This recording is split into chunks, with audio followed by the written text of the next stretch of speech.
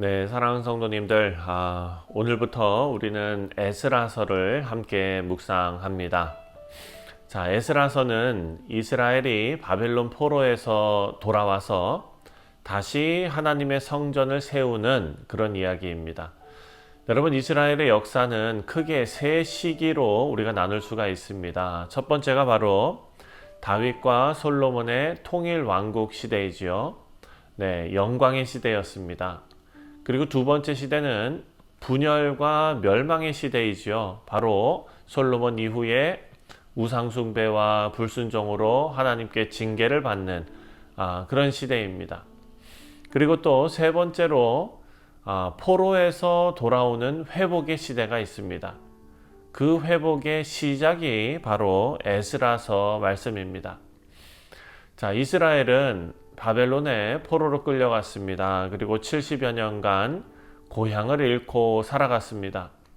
성전은 다 무너졌고 예배는 끊어졌고 백성들의 이름도 다 사라졌습니다.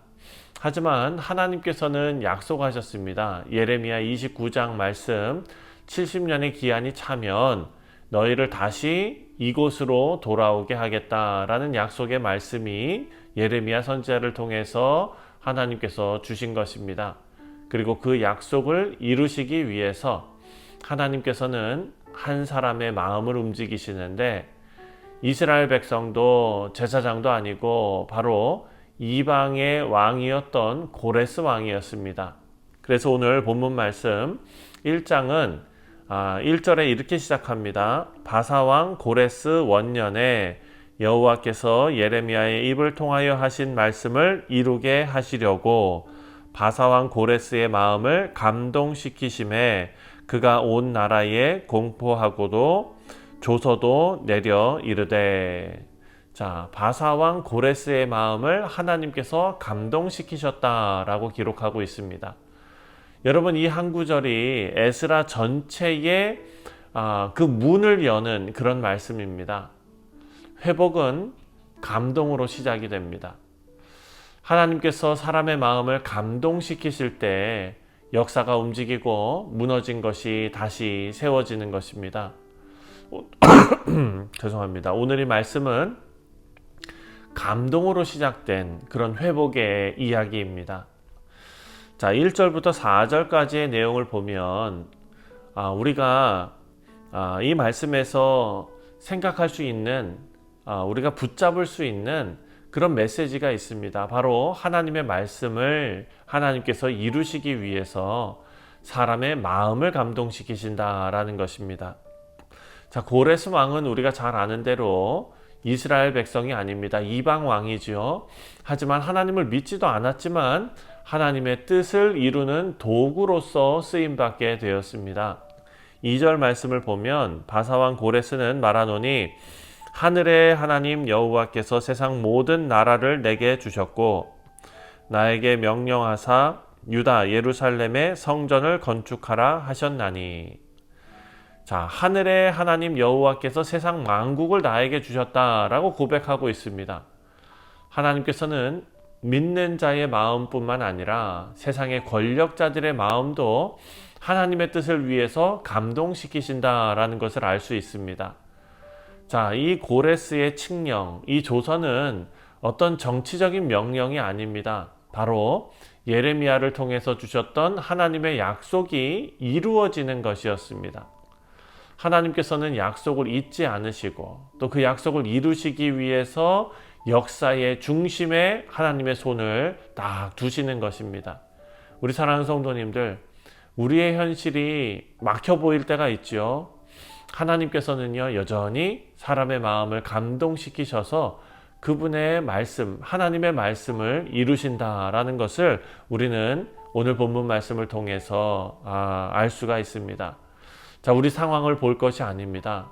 바로 우리를 감동시키시는 하나님을 바라볼 수 있는 지혜가 있기를 바랍니다. 우리가 하나님의 일을 하는 것, 사역을 하고 교회에서 봉사하고 하나님의 일을 열심히 해 나가는 것도 마찬가지입니다. 누가 시켜서 하는 것에는 한계가 있습니다. 사람이 좋아서 하는 일에도 한계가 있습니다. 하지만 하나님께서 우리의 마음을 감동시키셨을 때 그 일은 빛을 발하게 되는 것입니다.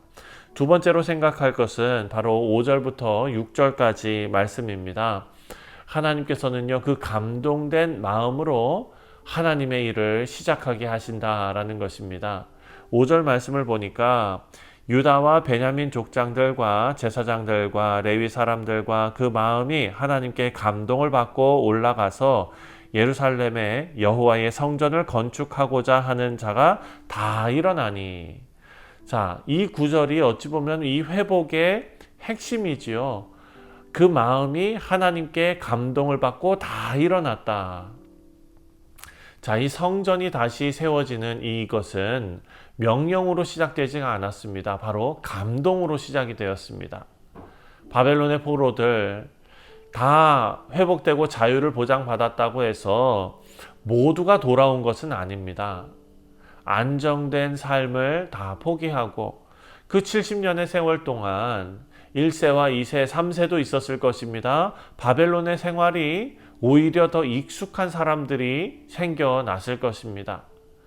하지만 안정된 삶을 다 포기하고 다 무너져버린 예루살렘으로 돌아가는 것, 여러분, 이것은 감동 없이는 불가능한 일이었다라는 것을 우리는 생각할 수 있습니다. 하나님께서는 그 이스라엘 백성들의 마음을 감동시키셨습니다. 하나님께서 감동하시면, 하나님께서 감동케 하시면 무너졌던 사람도 다시 일어난다라는 것이죠. 절망에 빠져있던 영혼들이 다시 예배를 꿈꾸게 되고 무너져 있던 신앙이 다시 세워지는 것, 이 감동은 부흥의 시작이 될 것입니다. 사랑하는 성도님들이 아침에 하나님께서 우리의 마음을 감동시키신다면 그 감동을 붙잡는 우리 모두 되시기를 바랍니다. 바로 하나님께서 새 일을 시작하시는 그런 신호가 되는 줄 믿습니다. 마지막 세 번째로 7절부터 마지막 11절까지의 내용을 보면은요, 하나님께서 왜 감동케 하셨을까? 하나님은 감동된 그런 사람의 마음으로, 그 헌신으로 하나님의 일을 완성하신다라는 것을 알 수 있습니다.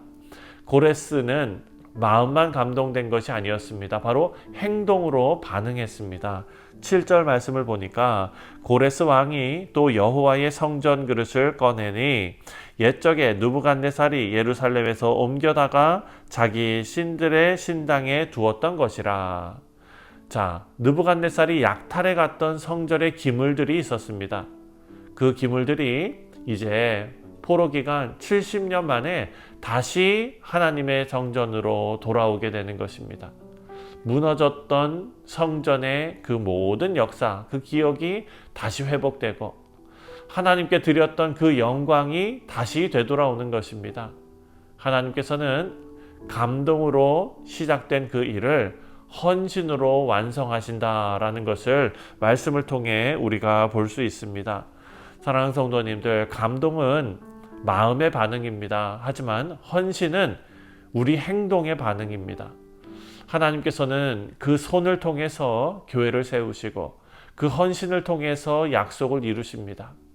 오늘도 하나님의 교회는 그렇게 세워지고 있지 않습니까? 하나님께서 우리의 마음을 감동시키시고 또 자원하는 손으로, 그리고 순종의 걸음으로 이 일이 이루어지고 있습니다. 말씀을 맺습니다. 우리 사랑하는 성도님들, 이 에스라서는 이스라엘의 회복의 이야기입니다. 하지만 그 시작은 바로 감동의 이야기로 시작이 되고 있습니다. 하나님께서 고레스의 마음을 감동시키셨고 백성들의 마음을 감동시키셨고, 그리고 그 감동으로 70년 포로 시대를 다 끝내십니다. 여러분, 우리 삶에도 하나님은 동일하게 일하시는 줄 믿습니다. 하나님의 말씀으로 우리를 감동케 하시고 성령으로 감동하시고 우리를 다시 일으켜 세우시고 이 아침에 우리를 기도의 자리로 나아가게 하는 것입니다.